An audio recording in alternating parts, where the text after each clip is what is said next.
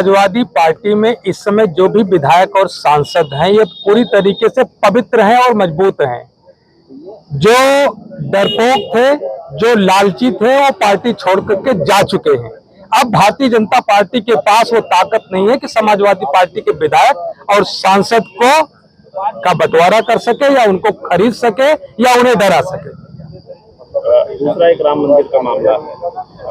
राम मंदिर कल डाला था, आप देखिए, ये बहुत दुखद है। मुझे लगता है कि देश की सबसे बड़ा धार्मिक आस्था का केंद्र जो है अयोध्या की नगरी जो है भगवान मर्यादा पुरुषोत्तम श्री राम का मंदिर है, और उस मंदिर प्रांगण के भीतर जहां पर केवल राम भक्त ही कर्मचारी हैं, इनके द्वारा ऐसे ऐसे कृत्य की घटनाएं आ रही हैं, आरोप आ रहे हैं। मुझे लगता है कि जो काम कभी गब्बर सिंह ने भी नहीं किया होगा वो काम लोग कर रहे हैं।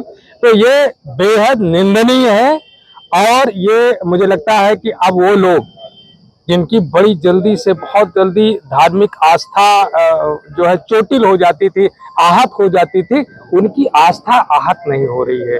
वो एफआईआर कराने तक की बात नहीं कर रहे हैं। हम लोग ये कह रहे हैं कि अगर ये घटना हुई है, वहां से चढ़ावा चोरी हुआ, यहाँ तक कि एक इंजीनियर ने आकर के कहा किस तरीके से मिट्टी घोटाला हुआ, किस तरीके से जमीन घोटाला हुआ।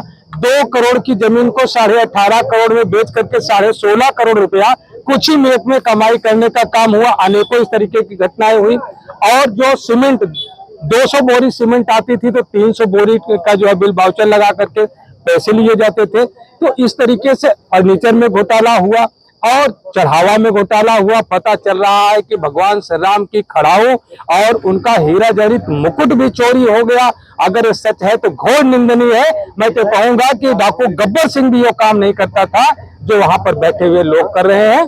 सरकार इसकी उच्च स्तरीय जांच करे, पहले एफआईआर कराए। एफआईआर ना कराना सरकार की मंशा पर सवाल खड़ा करता है। इसलिए करता है कि भारत के संविधान के अनुसार भारत के किसी कोने में कोई भी घटना घटित होती है तो सबसे पहले इसकी पहली प्रक्रिया है एफआईआर।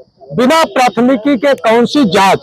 तो प्राथमिकी दर्ज होनी चाहिए और उसके बाद जांच प्रक्रिया आगे बढ़नी चाहिए।